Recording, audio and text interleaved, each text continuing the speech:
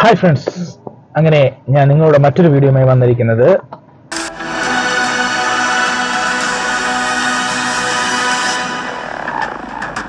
നമ്മുടെ കേരളം ലോകത്തിന് മുമ്പിൽ എന്നും തലയെടുപ്പോടെ നിന്നിട്ടുള്ള ഒത്തൊരുമ എന്തെന്ന് കാണിച്ചു കൊടുത്തിട്ടുള്ള നമ്മുടെ സ്വന്തം കേരളം.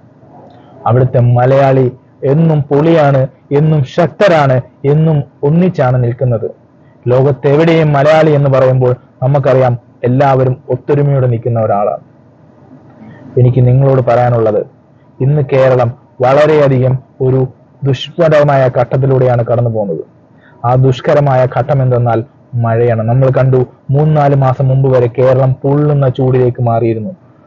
നമ്മളെല്ലാവരും കണ്ടതാണ്. ആ ചൂട് സഹിക്കാൻ വയ്യാതെ നമ്മുടെ അമ്മ പെങ്ങന്മാർ, നമ്മുടെ സഹോദരി സഹോദരന്മാർ അവിടെ അനുഭവിക്കുന്നത്. ഇന്ന് അതിനെല്ലാം ഒരു മാറ്റം വന്നിരിക്കുകയാണ്. മഴ ഒന്നുകിൽ ചൂടാണെങ്കിൽ അങ്ങേ അറ്റം ചൂട്, മഴയാണെങ്കിൽ ഇങ്ങേ അറ്റം മഴ. നമ്മളെല്ലാവരും പേടിച്ചിരുന്ന പോലെ ഒരു പ്രളയത്തിന്റെ ഒരു ലാഞ്ചനകൾ അവിടെ അലയടിക്കുന്നുണ്ട്. നാശനഷ്ടങ്ങൾ ഒരുപാട് നമ്മൾ കാണുന്നുണ്ട്. റോഡുകൾ, പാലങ്ങൾ, മലകൾ, അതുപോലെ നമ്മുടെ വീടുകൾ എല്ലാം തകരുന്നതും അല്ലെങ്കിൽ ഒരുപാട് പ്രശ്നങ്ങൾ നമ്മൾ കാണുന്നുണ്ട്. ഇപ്പോൾ നമ്മൾ ചെയ്യേണ്ട കാര്യമെന്ന് പറയുന്നത്, നമ്മൾ ആരെയും കുറ്റപ്പെടുത്തുകയല്ല വേണ്ടത്. നമ്മളെല്ലാവരും ഒറ്റക്കെട്ടായിട്ട് നിന്ന് ഇതിനെ എതിർത്ത് നിന്ന് ഇതിനെ സോൾവ് ചെയ്യുകയാണ് വേണ്ടുന്നത്. നിങ്ങൾക്കറിയാലോ, ഇന്ന് കേരളത്തിൽ സർക്കാർ ഓരോ ദിവസവും യെല്ലോ അലേർട്ടും ഓറഞ്ച് അലേർട്ടും റെഡ് അലേർട്ടും പ്രഖ്യാപിച്ച് നമ്മളുടെ സംരക്ഷണത്തിന് വേണ്ടിയിട്ടുള്ള ഉപായങ്ങൾ തേടുകയാണ്. അപ്പോൾ നമ്മൾ അവരുടെ കൂടെ നിൽക്കണം. നിങ്ങൾ ദയവ് ചെയ്ത് ഒരു കാര്യം ചെയ്യുക, നമ്മുടെ സർക്കാർ തരുന്ന ഹോട്ട്ലൈൻ, ഹെൽപ്പ് ലൈൻ നമ്പേഴ്സുകൾ നിങ്ങൾ സേവ് ചെയ്യുക. എല്ലാവരും സേവ് ചെയ്യുക. ആർക്കാണ് എപ്പോഴാണ് ഉപയോഗം വരുന്നതെന്ന് അറിയത്തില്ല.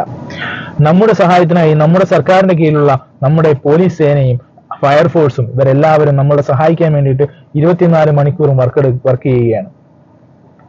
അവരുടെ കൂടെ നിൽക്കുക. ഇപ്പോൾ നമ്മൾ സർക്കാരിനെ കുറ്റപ്പെടുത്തുകയും അല്ലെങ്കിൽ അവരുടെ കാര്യങ്ങൾ നമ്മൾ നെഗറ്റീവായിട്ട് എടുത്ത് അവരെ കുറ്റപ്പെടുത്തി മാറി നിൽക്കുകയല്ല വേണ്ടുന്നത്. എല്ലാവരും ഒറ്റക്കെട്ടായിട്ട് നിൽക്കുക. നമ്മുടെ വീടിന്റെ അടുത്ത് ഒരു വീട് തകർന്നാൽ, മഴയത്തിൽ എന്തെങ്കിലും സംഭവിച്ചാൽ നമ്മൾ ഓടിയെത്തുക, അവരെ സഹായിക്കുക, ആ വീടിനുള്ള കാര്യങ്ങളെല്ലാം ചെയ്തു കൊടുക്കുക. ഇവിടെ നമ്മൾ ജാതി മത ഭേദമന്യേ പണത്തിന്റെ ഉങ്കും കാര്യങ്ങളെല്ലാം മാറ്റിവെച്ച് പണത്തിന്റെ കൊഴുപ്പോ ഒന്നുമില്ലാതെ നമ്മൾ അവർക്ക് വേണ്ടി നിൽക്കണം.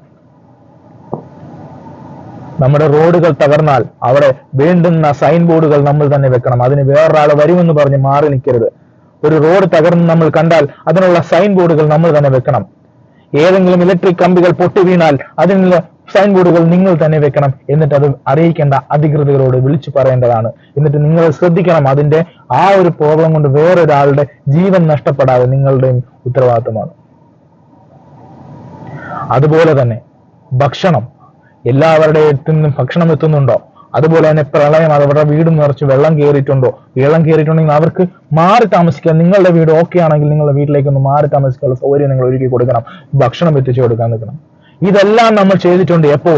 പ്രളയം വന്നപ്പോൾ നമ്മൾ ചെയ്തിട്ടുണ്ട്. നമ്മൾ ഒത്തുനിന്നിട്ടുണ്ട്. കേരളം എല്ലാം കൂടെ ചേർന്ന് ഒത്തുനിന്നിട്ടുണ്ട്. പക്ഷെ ഇപ്പോൾ പ്രളയം വന്നിട്ടില്ല. എന്നാൽ പോലും പ്രകൃതി ദുരന്തങ്ങൾ കാരണം വീടുകൾ നഷ്ടപ്പെട്ടും വാഹനങ്ങൾ നഷ്ടപ്പെട്ടും വീട്ടിൽ വെള്ളം കയറിയുമുള്ള അനുഭവിക്കുന്ന ഒരുപാട് ജനങ്ങൾ ഇപ്പോഴും ഉണ്ട് കേരളത്തിൽ. അതൊരു പ്രളയമാകുന്നിടം വരെ നമ്മൾ വെയിറ്റ് ചെയ്ത് ഇപ്പോഴേ നമുക്ക് സഹായങ്ങൾ ചെയ്തു കൊടുക്കാം. നിങ്ങൾ അതുകൊണ്ട് ഇപ്പോൾ ലാസ്റ്റ് ഒരു ന്യൂസ് നിങ്ങൾ കേട്ടു, ഹോസ്പിറ്റലുകളിൽ ജനറേറ്ററുകളില്ല, കറണ്ട് ഇല്ല. അതുകൊണ്ട് ജനറേറ്റർ വാങ്ങിക്കാൻ കാശില്ലാത്തത് കൊണ്ട് ജനറേറ്റർ ഇല്ല. അവിടുത്തെ രോഗികൾ ബുദ്ധിമുട്ടുന്നു എന്നുള്ളത്. നിങ്ങൾ കാശുകാരായ ബിസിനസ്സുകാരായ ആൾക്കാർ ഒരുപാട് പേരുണ്ടാവും. നിങ്ങൾ ആ ഒരു ജനറേറ്റർ ആ ഹോസ്പിറ്റലിൽ വാടകയ്ക്ക് എടുത്താണെങ്കിൽ ഹോസ്പിറ്റലുകളിലെല്ലാം ഇങ്ങനെ കേന്ദ്രീകരിച്ച് നിങ്ങളൊന്ന് ശ്രദ്ധിക്കേണ്ടതാണ്. അതിന് ഞാൻ ഈ പറഞ്ഞ പോലെ രാഷ്ട്രീയക്കാരെ മാത്രം നിങ്ങൾ കാണരുത്. നിങ്ങൾക്കുമുണ്ട് ഉത്തരവാദിത്തം.